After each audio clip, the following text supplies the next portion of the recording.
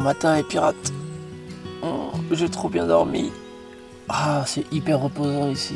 T'entends que le bruit des oiseaux.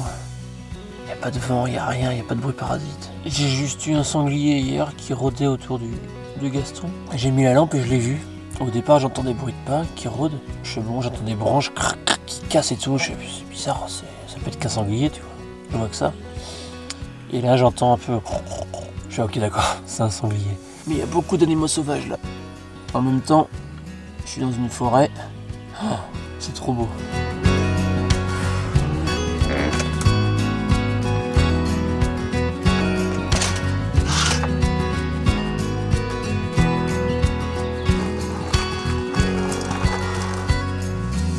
Il fait frais d'un seul coup, je trouve. Oh, tant pis, je vais me laver les cheveux comme ça quand même.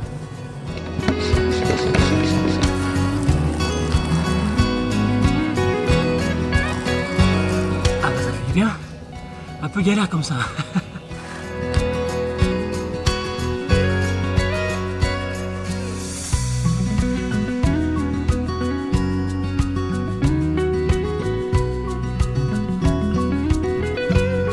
Ce spot il est juste parfait, tu vois, regarde. Il n'y a rien autour. Rien, il n'y a que des arbres. Je pense que c'est une forêt de hêtres. À voir les feuilles et les troncs, ça ressemble tout à fait à des hêtres. T'entends ce calme. J'ai juste vu un vélo passer. Heureusement que j'ai fini ma douche parce que j'aurais pas entendu arriver celui-là. Et en parlant de vélo, c'est là que je regrette de ne pas avoir amené mon vélo, quand même. Parce que faire du vélo dans une forêt comme ça va être hyper agréable. Mais je vais quand même aller faire une balade à pied.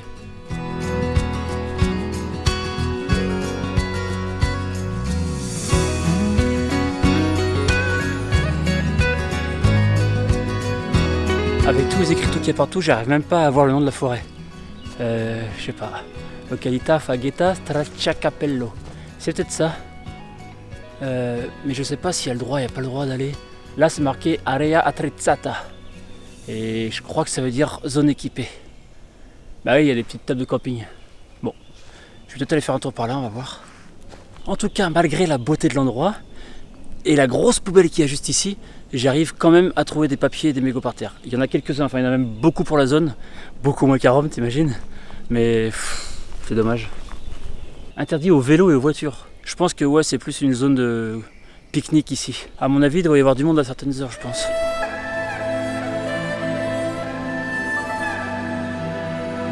Interdit aux vélos, bon il y va quand même, il s'en fout en même temps, je viens de te dire.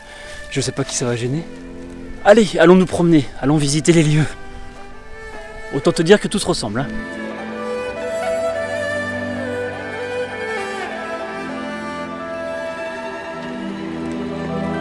Il me semblait bien tout à l'heure avoir vu quelques tas de pique-nique au loin. Et j'avais même cru voir un barbecue, mais vu la forêt, ça serait... Bah j'y crois pas trop, tu vois. On va voir. Déjà, il y a des tables. Mais non! Sérieux, il y a vraiment un barbecue? Mais il est énorme! Oh, trop bien! Ah, mais là, tu te poses, t'es refait. Enfin, t'es en plein milieu de la forêt, t'as vraiment un espace avec plein de tables de pique-nique. Voilà pourquoi il y a un panneau interdit au vélo et c'est marqué voilà zone équipée. Bah ouais, c'est bien équipé. Ah ouais, mais il y en a un autre là-bas. Oh, trop un barbecue. C'est un délire. C'est trop bien ici. Mais là, je suis tranquille, je suis tout seul parce qu'il est quoi, à 8 h. Mais c'est sûr qu'à certaines heures, ça doit être blindé, mais il doit y avoir de la vie au moins, c'est cool. Mais c'est bien aussi calme comme ça.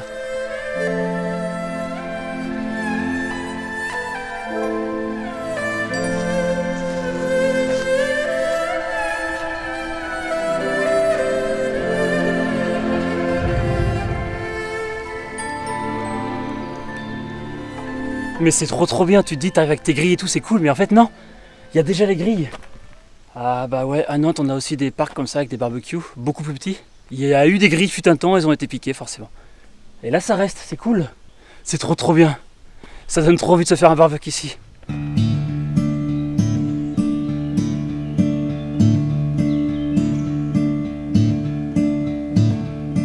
Non mais regarde, les gens ils laissent même des morceaux de bois, c'est incroyable. Ça veut dire que tu as tout à disposition quoi. Ah mais puis le barbecue il fait double sens, ça veut dire que tu en as un d'un côté et un de l'autre. C'est super bien pensé ici. Oh, c'est trop bien, ça sent encore le charbon en plus. T'as vu ça? Double face quoi, trop bien. Je voulais te dire, je vais revenir ici me faire un petit barbecue tranquille, posé. Sauf que je suis au moins à 1500 bornes de la maison.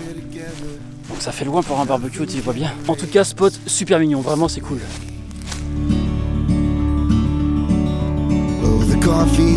C'est rempli de feuilles au sol.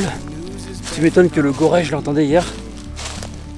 Mais je retrouve des déchets jusque là, tiens, il y en a encore un là-bas. Non, franchement, c'est dommage. C'est-à-dire, je parle beaucoup de ça, mais en même temps, j'en vois partout, quoi. L'endroit, il est quasiment vierge. C'est magnifique. Et ils arrivent à... Ah ouais, non, je peux pas ramasser ça. Non, puis... Ah non. Par contre, qu'ils viennent chanter ici. Et ils laissent tout comme ça. Normal, quoi. Je sais pas ce que t'en penses, toi.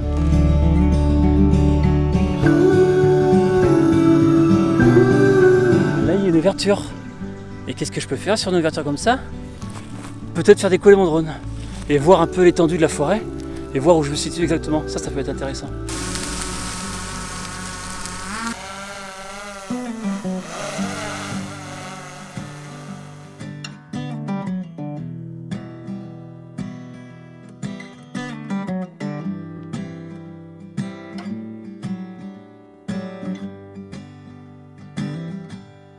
I get so lonely and introspective about my dying days.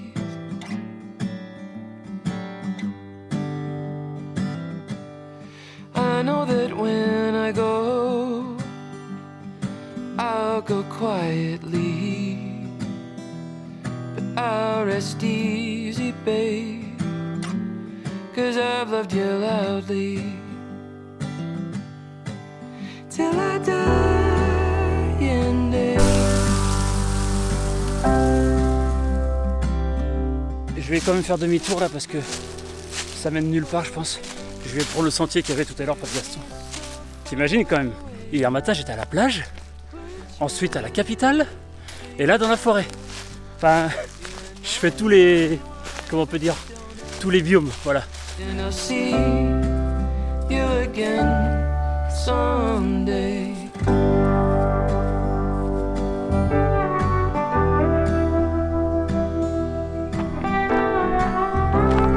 Ça descend pas mal, hein. Il me semble que c'était marqué 20 minutes de marche et 1,2 km. En tout cas, c'est très agréable. C'est hyper ressourçant et revigorant de se balader comme ça en forêt. Bon, forcément, je te dis ça, là, il y a un avion qui passe. Et ça gâche tout le plaisir. Ça t'enlève totalement, tu sais, l'immersion. Mais mis à part ça, waouh. Let's make a melody like this song I'm singing. Let's sit back, take it slow to the end. Till I die in day. Connais-tu l'expression « le charme d'Adam, c'est d'être à poil ». C'est-à-dire que le charme, il a des feuilles avec des petites dents, et le être, il a des feuilles avec des petits poils en dessous. Voilà comment tu peux faire la différence entre le charme et le être. Après, tu peux les différencier par rapport au tronc, mais c'est vrai que c'est beaucoup plus facile de les différencier par les feuilles. Enfin, moi je trouve.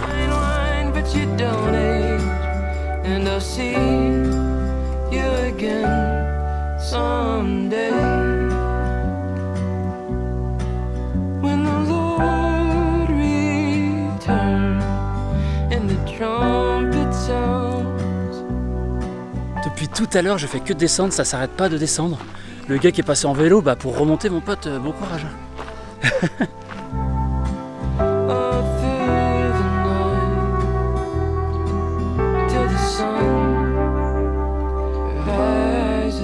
Voilà, ça c'était un hêtre si je me trompe pas. Comme tu as pu voir, il y avait des petits poils au bout des feuilles. Et tu sais, elles ont une forme un petit peu ovoïde comme ça. Ça, ce sont des feuilles de chêne. Je pense que celles-ci, tout le monde les connaît, il n'y a plus besoin de les présenter.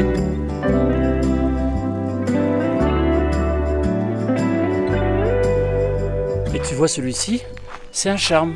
Parce que le charme d'Adam, il a des petites dents et il n'a pas de poils.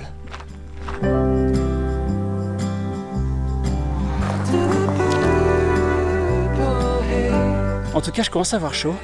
Je pense que je vais remonter à Gaston me changer parce que ce que je vois sur le panneau derrière, c'est que les balades sont entre 30 minutes et 2 heures. Et là, j'ai pas envie de prendre le temps pour faire plus, sachant que je sais pas s'il y a un point de vue spécifique ou un panorama à voir.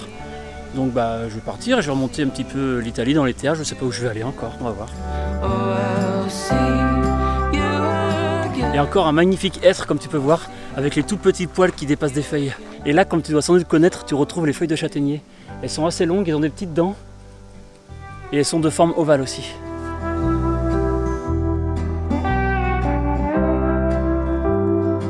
Non, j'ai cru que c'était une fraise au début. Ça ressemble beaucoup, mais ça m'a pas l'air d'être une fraise. En tout cas, je goûterai pas. Hein. Si c'est pour faire comme dans le film Into the Wild, ça serait triste.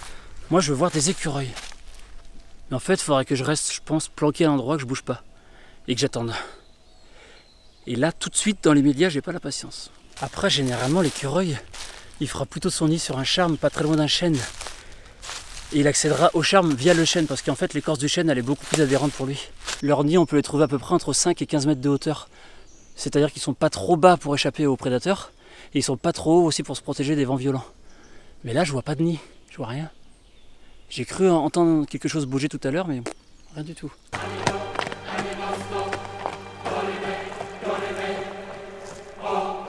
Je viens de croiser Godefroy de Montmirail. Il ressemblait trop à Jean Reno, le gars, sur son cheval. Donc tu vois, les écureuils, ils grimpent sur ce genre de chêne comme ça, avec la grosse écorce. Ils grimpent et grimpent et grimpent et grimpent. Après, ils vont sur les espèces de branches et les rameaux qui desservent, on va dire, les chênes et les hêtres. Et c'est là qu'ils peuvent se poser éventuellement. La vache, ils sont bien planqués, les petits cons. Hein. J'en ai pas vu un seul. Tant pis. Tu vois la différence d'écorce entre le tronc d'un chêne et le tronc d'un hêtre? Ça, c'est un hêtre. L'écorce, elle est un peu grisâtre, toute lisse, avec des espèces de cannelures horizontales. Tu vois, comme des petits plis, un peu comme des petites rides, par endroits. Ça fait un peu strié, mais c'est léger. Quant à lui, le chêne, on le connaît tous par cœur, tu vois. Son écorce, très robuste, très adhérente, très épaisse, avec des grosses crevasses comme ça. Ça fait des espèces de cannelures, mais à la verticale, sur toute la hauteur du tronc. Et j'ai oublié de te préciser aussi, tu vois, la feuille de charme, elle est brillante des deux côtés.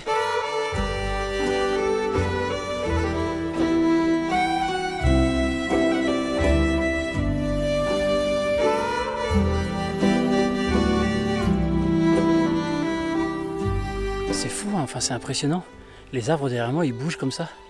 C'est hyper léger, je sais pas si tu le vois sur les images là. Alors tu vas me dire, c'est normal, vu la hauteur et la tige que c'est, ça bouge. Mais en fait, quand tu le vois, c'est impressionnant.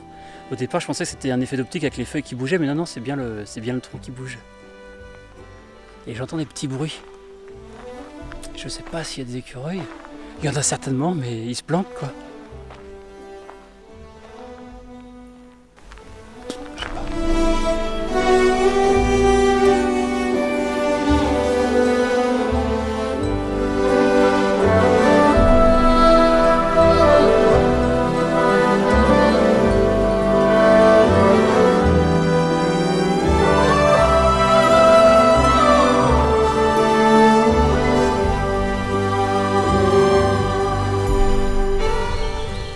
Bon, les niveaux de Gaston ont l'air tous ok.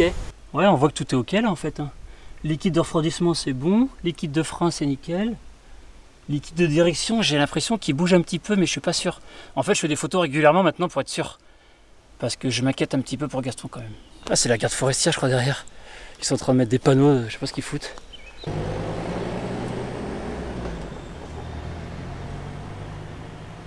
Ils sont venus mettre un petit panneau à l'endroit où je suis allé voir les tables de pique-nique tout à l'heure. Ils ont mis un écriteau, je sais pas ce qui se passe. Je vais aller jeter un coup d'œil. Eh mais c'est une dinguerie, c'est marqué site sous vidéosurveillance. Bon, la bonne nouvelle c'est que j'ai le droit d'être là, sinon on m'aurait dégagé depuis longtemps. Mais j'ai pris ma douche à poil dehors. Bah tant pis.